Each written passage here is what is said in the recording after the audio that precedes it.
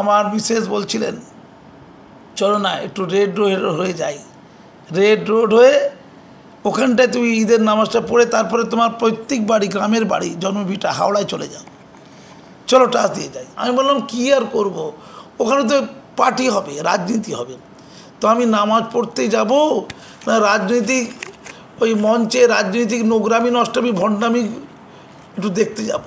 আমার তো খুব গায়ে লাগবে, নিজে খুব অপবিত্র মনে হবে। কারণ প্রতিবারেই আমি রেড রোডে খবর দেখেছি, দু একবার রেড রোডে গিয়েওছি আমি, এটা অভিজ্ঞতা নেওয়ার জন্য, পাগলামি দেখার জন্য। রেড রোডে কারা যায় নামাজ পড়তে? দোষের নয়, অপরাধের নয়, মূলত অবাঙালিরা যায়। কলকাতার একটা বড় অংশ অবাঙালি আছে, ঠিক কথাটা, তারা রেড রোডের দিকে নামাজ পড়ে। কিন্তু পশ্চিমবঙ্গে 100% মুসলমানদের মধ্যে 95% মুসলমান হচ্ছে বাঙালি মুসলমান, মাত্র 5% অবাঙালি মুসলমান। কিন্তু আপনি দেখুন যে নেতা মন্ত্রী মাতব্বর যত কিছু সব অবাঙালি মুসলমান, যত কিছু দেখুন, বাঙালি মুসলমানদের কোনো অস্তিত্ব নেই, তারা এতটাই পিছিয়ে পড়া। তাই ঈদের সমাবেশে ভোট প্রচার করতে বাঙালি মুসলমানদের কাছে যাওয়ার মাননীয় তেমন প্রয়োজন হয়নি। এর চেয়ে বড়ো সমারোহ অন্য জায়গায় হয়। রেড রোডটা কলকাতার একদম ভেতরে, ঠিক কথা, কিন্তু এর চেয়ে বড়ো সমারোহ মিছিল বা জমায়েত ঈদের অন্য জায়গায় হয়। কিন্তু ওনার রেড রোডটা খুব পছন্দ, অবাঙালি লোকগুলোকে খুব ভাল লাগে দেখতে। অবাঙালিদের ওখানে যাবেন, মঞ্চে যারা ছিল একজন ছিল রাষ্ট্রদ্রোহিতায় যুক্ত, যার বিরুদ্ধে অভিযোগ আছে, তেমন একজন বাঙালি নেতা ছিল আর কি, আর বাকি দু একজন বাঙালি ছিল, আর বাকি সকলে ছিল অবাঙালি মুসলমান যারা মঞ্চে ছিল। যারা নামাজ পড়তে গিয়েছিল তাদেরও প্রায় 80% হচ্ছে অবাঙালি। আপনি ভাবতে পারছেন প্রতি বছর ওখানটা দিয়ে যাবে, কীরকম ভণ্ডামি না? আচ্ছা মাননীয়া যাবে কেন ওখানটা? আগে ওটা ক্লিয়ার করুন।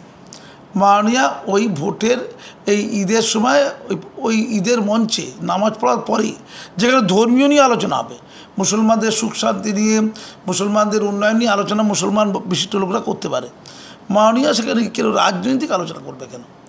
হ্যাঁ বুঝতে পারছি নামাজটা তখন হয়ে গেছে, নামাজ পড়ার পরে তো রাজনৈতিক আলোচনা হতে পারে না।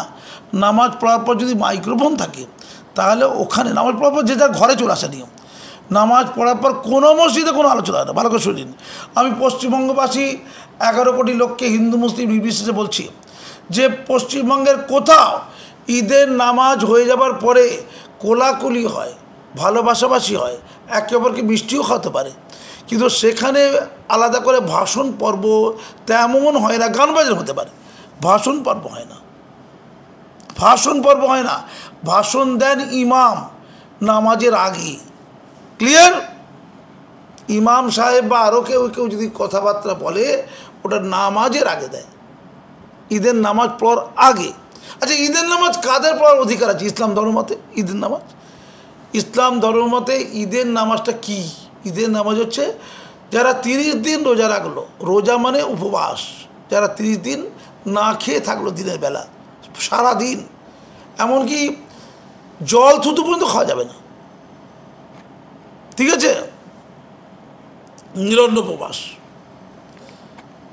সেই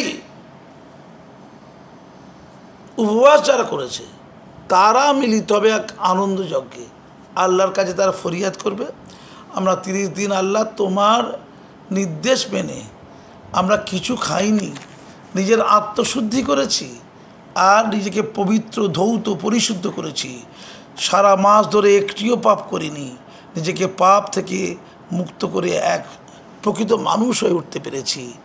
এই উপবাস তার লক্ষ্য হচ্ছে এইটা, তারা নামাজ পড়বে, তারা রোজা রাখবে, না খেয়ে থাকবে, শুধু তাদের জন্য উচিত যারা সারা বছর সারা মাস ধরে ঈদের নামাজ এই রোজা পালন করেনি, বা রোজার আনুষঙ্গ যেগুলো অনুষঙ্গ, অর্থাৎ সঠিক মানুষ হয়ে ওঠা, আত্মসংযম করা। রোজার সময় রোজাদারকে যে কেউ গালাগাল দেয়, বলা আছে সে রোজাদার বলবে তুমি আমাকে অপমান করছো, গালাগাল দিচ্ছ, আমি রোজা রেখে আছি, আমার মুখ দিয়ে একটি কটু বাক্য উচ্চারিত হতে পারে না, এটা হচ্ছে রোজা। যারা এগুলো না মেনে রোজা রাখছে ওটা অঙ্গভঙ্গি, আল্লাহর দরবারে তা কখনো রোজা হিসাবে স্বীকৃতি লাভ করতে পারে না। যারা রোজা রেখে খুনোখুনি করছে, অন্যের অনিষ্ট সাধন করছে, ওই রোজা রাখাও যা, আর মুখে গরুর মুখে জালতি দিয়ে দেওয়া তা এক, সেম। এটা কোরআন বলছে, আমি বলছি না। এটা তেমন কঠিন সংযমের একটা পরিচর্যা হচ্ছে রোজা। সেই রোজাদারদের জন্য হচ্ছে ঈদ আল ফিতরের নামাজ। ক্লিয়ার? যে মুসলমান রোজা পর্যন্ত রাখেনি, নামাজও পড়ে না, তার ঈদের জমায়েতে বারণ আছে, তার ঈদের অনুষ্ঠান আসতে হবে না, ঈদের নামাজ পড়তে হবে তার দরকারও নেই। এটাই ইসলাম বলছে। তাহলে মাননীয়া কি 5 ওয়াক্ত নামাজ এবং 1 মাসের রোজা আল্লাহর প্রতি গভীর শ্রদ্ধা রেখে, তিনি একমাত্র সর্বশক্তিমান এটা মেনে নিয়ে ইসলামে নিজেকে দাখিল করে লা ইলাহা ইল্লাল্লাহু মুহাম্মাদুর রাসূলুল্লাহ এই কলেমা পড়ে নিয়ে তিনি কি এই রোজা পর্ব সম্পন্ন করেছেন, নামাজ পর্ব সম্পন্ন করেছেন, আত্মশুদ্ধি পর্ব সম্পন্ন করেছেন? যদি না করেন ওই অনুষ্ঠানে যাবার তার অধিকার নেই। ভালো করে বুঝে গেছেন? সেই অনুষ্ঠানে উনি গেছেন, রোজার সময় ইফতারটা করেছেন, ইফতার করার সময় পবিত্র হয়ে উঠতে হয়, তাতে বেশি কিছু ব্যাপার আছে, আর আমি ফোনে আপনার ভূমে বলছি না, পবিত্র হওয়ার কিছু বিধি আছে, সেটা নিশ্চয়ই তিনি পালন করেননি। তারপরও তিনি বসে গেলেন। বোকা মুসলমান জাতি, পৃথিবীর সবচেয়ে পিছিয়ে পড়া জনজাতির মধ্যে মুসলমানরা পড়ছে, পৃথিবীর সর্বোত্তম মার খাচ্ছে একটা জাতি, গোটা ওয়ার্ল্ডে মার খাচ্ছে তারা, গোটা পৃথিবীতে তারা, গোটা পৃথিবীতে সবচেয়ে নিষ্পেষিত জনজাতি এবং বিরাট জনজাতি, পৃথিবীর সবচেয়ে আধুনিক ধর্ম হচ্ছে ইসলাম, সেই মুসলমানরা জানেন তো, শুধু বাংলা ভারতে নয় গোটা ওয়ার্ল্ডে। নিশ্চয়ই কিছু কারণ আছে, নিশ্চয়ই পর্যালোচনা দরকার আছে কেন তাদের এই দুরবস্থা। বাংলার মুসলমানদের দেখলে ঠিক সেটা পরিষ্কার হয়। আর বাংলার বাঙালি মুসলমানরা ভারতের সবচেয়ে পিছিয়ে পড়া মুসলিম জনগোষ্ঠী, সাচার কমিটির রিপোর্টে তাই আছে। তাহলে মাননীয়া যদিও যান, ধরুন ঈদের পরে তিনি গেলেন, গিয়ে তিনি কি বলবেন? তিনি বলবেন মুসলমানদের স্বাস্থ্যের উন্নয়নে তিনি কী ভূমিকা নিয়েছেন 14 বছরে, তাই তো? স্বাস্থ্যের উন্নয়নে কী ভূমিকা নিয়েছেন, মুসলমানদের শিক্ষার উন্নয়নে তিনি কী ভূমিকা নিয়েছেন, মুসলমানদের নিকাশি ব্যবস্থায়, জল নিকাশি ব্যবস্থায় কী উন্নয়ন নিয়েছেন, কী ভূমিকা নিয়েছেন, শিল্প কৃষিতে মুসলমান সমাজের উন্নয়নে কী ভূমিকা নিয়েছেন, মুসলমানদের ক্ষমতায়নে আনার জন্য কী ভূমিকা নিয়েছেন, শিক্ষাঙ্গন গড়ে তোলার জন্য কী কী ভূমিকা নিয়েছেন, মুসলমানদের মর্যাদা বৃদ্ধি অর্থাৎ তাদের এমপি এমএলএ করা, তাদেরকে ক্ষমতায়ন এম্পাওয়ারমেন্ট কী ভূমিকা নিয়েছেন, এইগুলো তিনি আলোচনা করলেও করতে পারতেন। সেখানে রাজনীতি নয়, মুসলমানদের উন্নয়নের জায়গাগুলো বলা, আর মুসলমানরা যেখানে যেখানে ত্রুটি বিচ্যুতি করছে শুধরে দেওয়া, প্রকৃত অর্থে যে এইটা তোমাদের সমস্যা, এটা দূর করতে গেলে তোমাদের এই করতে হবে, তোমাদের সমাজ থেকে বেশি জঙ্গি বেরোচ্ছে কেন, কারণটা কি, এটা বলতে পারতো, আলোচনা করে ঠিক করতে পারতো। ওটা উনি করলেন না। উনি দেখলেন কেবলমাত্র ব্যালট বক্স, যেই মুসলমান দেখতে পাচ্ছে টুপিওয়ালা, সঙ্গে সঙ্গে ব্যালট বক্স দেখতে পাচ্ছে, যেই মুসলমান দেখতে পাচ্ছে দাড়িওয়ালা, সঙ্গে সঙ্গে উনি টিকিট দেখতে পাচ্ছেন, ব্যালট টিকিট, ব্যালট ভোট দেখতে পাচ্ছেন। এক কথা, এগুলোকে সব ব্যালটে ঢোকাও, ভোট বাক্সে ঢুকিয়ে দাও, যত মোল্লা ধরো আর ভোট বাক্সে পড়ো, এইটা করতে নিয়ে গেলেন। মোল্লা ধরো আর ভোট বাক্সে পড়ো, এই ভোট বাক্সে পড়তে গেলেন। তাই বিজেপিকে ভয় দেখাতে হবে, বিজেপি আতঙ্কিতে, তাই তিনি এমন ভয় দেখানোর কাজ বারে বারে করলেন। তিনি এই কাজটা করতে গিয়ে কী হলো জানেন সমাজে? গতকালকে আমি রেড রোড থেকে যখন আমার নিজের বাড়ি ঢুকছি, হাওড়ার বাড়িতে দেরি হয়ে গিয়েছিল, আমাদের ওখানে ঈদের নামাজ হয়, সেই নামাজ আমি অ্যাটেন্ড করতে পারিনি। আমি ডোমজুড়ে নেমে গিয়েছিলাম কার থেকে, আমার গাড়ি থেকে নেমে ডোমজুড়ে একটা মসজিদে নামাজ পড়তে গিয়েছিলাম। যে কোনো জায়গায় নামাজ পড়া যায়, এর কোনো ব্যাপার নয়, ঈদের নামাজ যে কোনো জায়গায় পড়া যায়, এটা খুব জরুরি পড়াটা, না পড়লেও আমার কিছু চায় না। নামাজ হচ্ছে ফরজ নামাজ, এটা বাধ্যতামূলক, সুন্নত বাধ্য, এটা ওয়াজিব নামাজ বলে। এটা জাস্ট আনন্দ, মজা একটা, আর কিছু নয়। আসল আনন্দ মানুষের সাথে মেলামেশা, অন্যান্য কিছু সামাজিকতা আনন্দ। তো সেই নামাজ পড়তে গিয়ে ইমাম সাহেব মাথা নেড়ে কিছু বক্তব্য রাখছিলেন। আমি অবাক হয়ে দেখলাম, প্রচুর ভুলভাল বকে, সে তো আছেই, একটা সমাজকে অন্ধকারে ঠেলে দেওয়ার তো যারা অগ্রবর্তী ভূমিকা তাদের মধ্যে এরা পড়ে, তাদেরকে টাকা দেওয়া হয়, অত্যন্ত অশিক্ষিত সেকশন এরা, ইসলাম ধর্মটাই এরা কম বোঝে। একটা বড় অংশের লোক ইসলাম ধর্মটা কম, সবাই এরা কিন্তু বড় অংশের লোক। ইমাম সমাজ থেকে প্রতিবাদ আসা দরকার ছিল যে আপনারা কেন রাজনৈতিক প্রচারে আমাদের রাখেন, রাজনৈতিক কর্মকাণ্ডের সাথে আমাদের যুক্ত করছেন কেন, এই সামান্য কটা 2-4 হাজার টাকার জন্য, 2-3 হাজার টাকার জন্য আমাদের নিয়ে খেলছেন নাকি আপনি? প্রতিবাদ দরকার ছিল। যখন কোনো একজন নেতা মমতা ব্যানার্জি আল্লাহ বলেছিল, আল্লাহর ভূমিকায় যেন গিয়েছিলেন ওখানে আর কি, রেড রোড আর কি, বলতে পারে কোনো মুসলমান কোনো লোককে আল্লাহ বলতে পারে না, আল্লাহ বলা যায় না, অমুসলমানই আল্লাহ বলে দিল। মাননীয় প্রতিবাদ করেনি, তাড়িয়ে উপভোগ করেছিল, তাড়িয়ে। সেই সব নিয়ে ইমামদের কখনো বুক ফেটে যায়নি।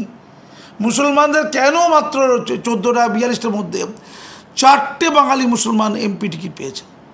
42টার মধ্যে 4টে বাঙালি মুসলমান এমপি টিকিট পেয়েছে, আর অবাঙালি বাঙালি মিলিয়ে 6টা, যারা অন্য রাজ্য থেকে এসছে 6টা। কেন তাহলে কত পার্সেন্ট হচ্ছে? 14%-এর কম।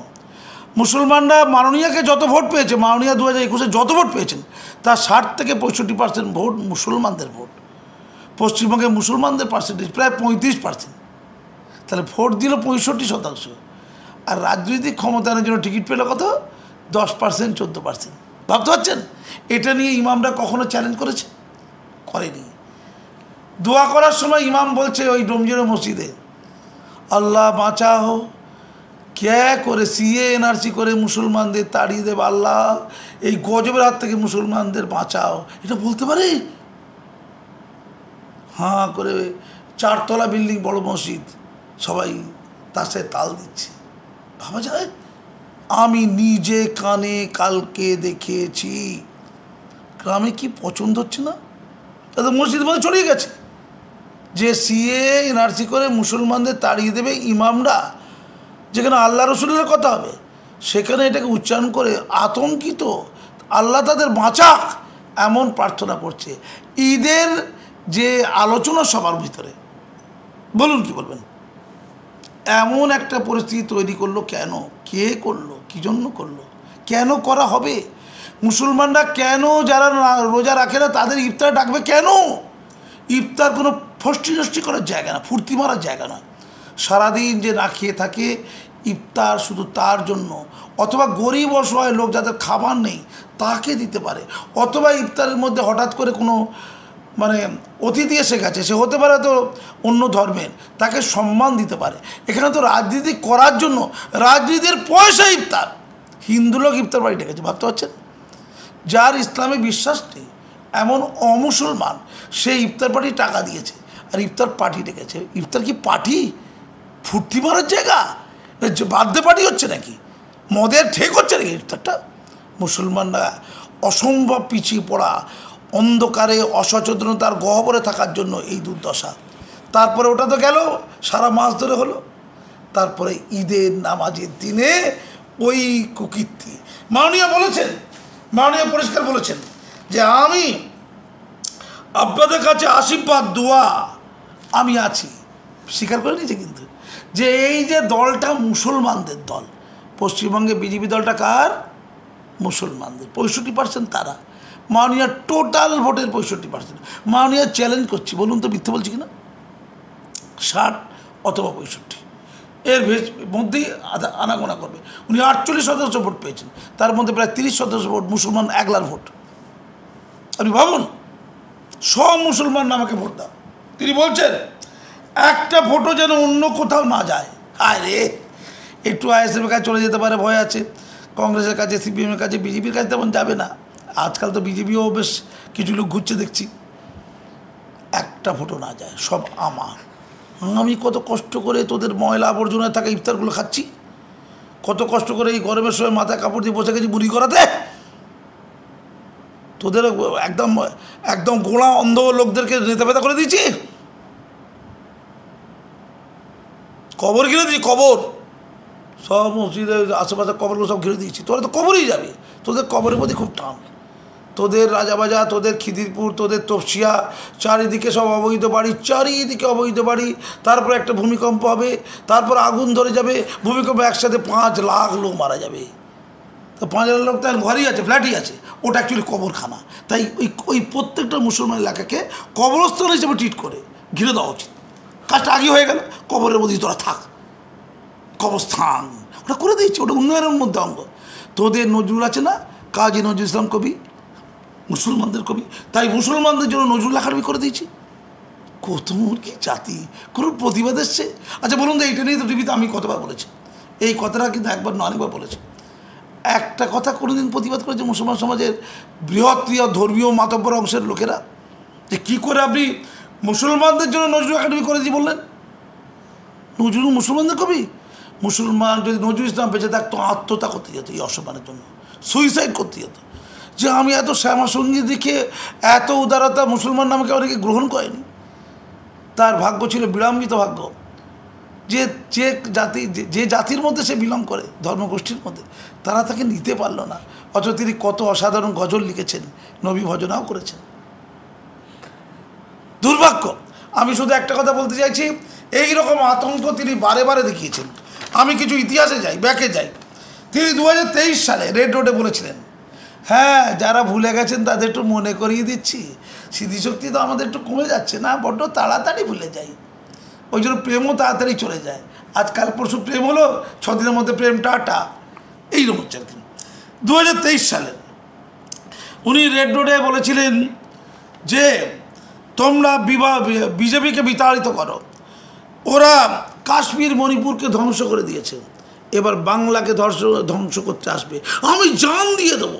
মাননীয় বলছেন আমি মুসলমানদের জন্য জান দিয়ে দেবো, বাংলাকে ধ্বংস করতে দেব না, বাংলাকে মণিপুর হতে দেব না, বাংলাকে কাশ্মীর হতে দেব না, জান দিয়ে। তিনি মুসলমানদের জন্য জান দিয়ে দেবেন। মুসলমান ভাইরা আপনাদের জন্য কিন্তু দিদি জান দিয়ে দেবেন, বিশাল ভালোবাসেন।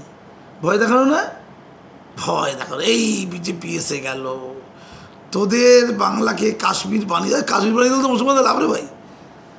আরে কাশ্মীর হয়ে যাবে চারিদিকে, ভালোই তো, 370 লাগবে না তো, এমনি এখানে 370 নেই, কাশ্মীর হয়ে যাবে নাকি? ভয় দেখাচ্ছে যে কাশ্মীরে নাকি সব মুসলমানদের সর্বনাশ হয়ে গেছে। উনি কদিন আগে বলছিলেন মুসলমানরা সাবধান হয়ে যাও, তোমাদের বিয়ে করা বন্ধ করে দেবে, মুসলমানদের বিয়ে করা বন্ধ করে দেবে।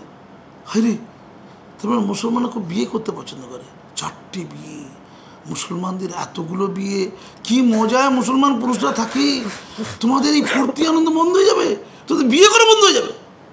একবার পার্থ চট্টোপাধ্যায় বলেছিল, তালাকের নিয়ে যখন তোলপাড় হচ্ছে 2017 সালের আগে, আমি তখন 1 লক্ষ মুসলিম মহিলাদের সিগনেচার নিয়ে, কত আমি মানে আমরা একটা টিম, 1 লক্ষ মুসলিম মহিলাদের সিগনেচার নিয়ে, তার মধ্যে 1 লক্ষের মধ্যে কিছু অমুসলমান মহিলাও ছিল, 1 লক্ষেরও বেশি আর কি। আমরা মাননীয় প্রধানমন্ত্রী, রাষ্ট্রপতি এবং সুপ্রিম কোর্টের চিফ জাস্টিসকে দিল্লি থেকে মেমোরান্ডাম দিয়েছিলাম, যন্তর মন্তরে ধর্ণা করেছিলাম, দিল্লি প্রেস ক্লাবে প্রেস কনফারেন্স করেছিলাম, কলকাতা প্রেস ক্লাবকে কাঁপিয়ে দিয়েছিলাম আমরা কিছু মানুষ।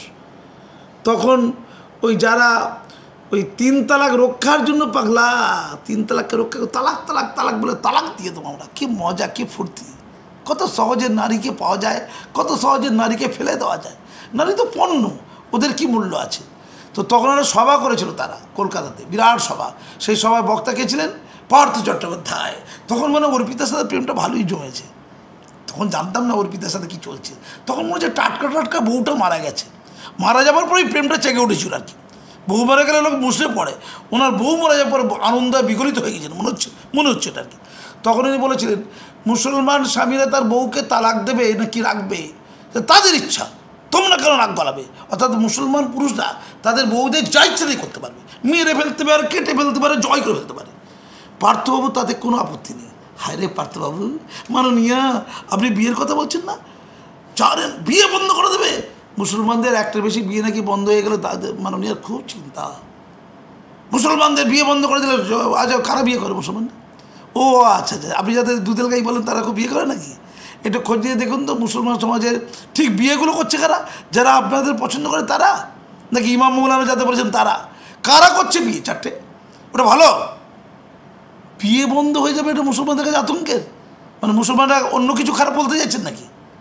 তারপরে উনি আবার বলেছিলেন 2022 সালে ওই রেড রোডে ঈদের সভায়, এবারে কি বলেছেন, বারে বারে আমি রেড রোডেই আসবো, রেড রোডটাই ভালো লাগে, অবাঙালি মুসলমানরা থাকে ওটা খুব ভালো লাগে, ওটাই, ওখানে বাংলা কথা বেশি হবে না, ওটা হিন্দি কথা হবে। এই পশ্চিমবঙ্গটা এখন মোটামুটি ওই বিহার টিয়ার হয়ে গেছে আর কি, কলকাতার বিহার আর কি, কলকাতা বাঙালিতে কোনো স্থান নেই, মানে আমাদের কোনো অস্তিত্ব নেই। উনি হিন্দিতে কথা বলো, কি সুন্দর হিন্দি বলে, ভারতবর্ষে মাননীয়ার চেয়ে সুন্দর হিন্দি কেউ বলতে পারে না, অসম্ভব, অসম্ভব ভালো হিন্দি বলেন। 2022 সালে ঈদের অনুষ্ঠানে রেড রোডে তিনি বলেছিলেন হিন্দু মুসলমানরা এখানে মিলেমিশে থাকি, এই মিলেমিশে থাকাকে নষ্ট করছে এই বাইরে থেকে আসা বহিরাগতরা, যে বহিরাগতকে লাথি মেরে উনি তাড়াচ্ছিলেন। বহিরাগতের হেডকে নরেন্দ্র মোদীজি একটা কার্টুনে উনি পাহাড়ের গা থেকে লাথি মেরে ফেলে দিচ্ছেন তলা একদম। এই বহিরাগতরা এসে মিলেমিশে থাকাটাকে নষ্ট করে দিচ্ছে।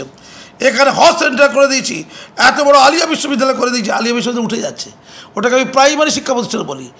সমস্ত আলিয়া মাদ্রাসা এখন বিশ্ববিদ্যালয়, লুটপাট হচ্ছে, শৃঙ্খলা বলে কোনো পদার্থ নেই। একটা বিশ্ববিদ্যালয়কে নিয়ে এত খিল্লি হতে পারে, এত খেলাধুলা হতে পারে, এত মজা মস্করা হতে পারে, এত অবমূল্যায়ন হতে পারে।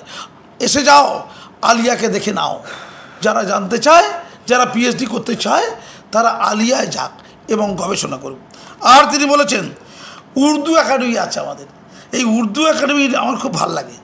আমি উর্দুতেও বই লিখেছি, অর্থাৎ উর্দুতে বই লিখে দিলে মুসলমানদের কি উন্নয়ন হয়ে যাবে। তারপরে উনি বলতে চেয়েছেন আমি মুসলমান বলতে ওই জাভেদ খানদের বুঝি, ওই ফিরাদ হাকিম, ও তো বাঙালি বাঙালি ভাবনা, ওর বাবা হচ্ছে উর্দুভাষী, ফিরাদ হাকিমকে বোঝে। আর কে কে আছে ওই ওদের টিমে, সুলতান আহমেদ ছিল, আরও সব আহমেদ টামেদ সব আছে, সব উর্দুভাষী। আরও সব কারা আছে দেখতে হবে, কলকাতার মাথাগুলোর কম বেশি সবাই প্রায় উর্দুভাষী। তো এই উর্দুভাষীদের প্রতি ওনার খুব টান। আমি শুধু বলি মাননীয়া এই পাগলামিটা বন্ধ হোক না। আপনাকে ধর্ম করতে হবে না, আপনি উন্নয়নটা করুন না। আপনি দেখুন না যে কেন 16 থেকে 17 বছর বয়স যে সকল তরুণরা পড়াশোনা করছে, তাদের মধ্যে 92% হচ্ছে হিন্দু সমাজের, 73% হিন্দু সমাজের ছাত্ররা তারা পড়াশোনা করছে, স্কুলে যায়। আর মুসলমানদের ক্ষেত্রে 53% ছাত্ররা যায়।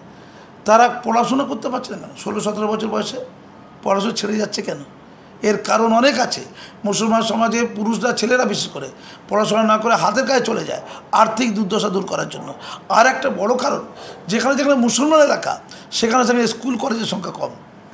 আপনি মূল স্রোতে আনুন মুসলমানদের। আপনি মালদা, মুর্শিদাবাদ, দিনাজপুর, যেখানে মুসলমান অধ্যুষিত জায়গা, প্রধান জায়গা, পার লাখ ব্যক্তি পিছু স্কুল কলেজের সংখ্যা এই জায়গায়, পশ্চিমবঙ্গের অন্যান্য জায়গায় যেখানে মুসলমানদের সংখ্যা কম, তার চেয়েও কম। অর্থাৎ যেখানে যেখানে মুসলমান এলাকা সেখানে স্কুল কলেজ সংখ্যা তুলনামূলকভাবে অনেক কম। কেন মাননীয়? এই জন্য তো মুসলমানরা দেয় না, এই জন্য আপনারা দেয়, পলিটিক্যাল বেনিয়ারা দেয়, মুসলমানদের এক্সপ্লয়েট করে রেখেছে তারা।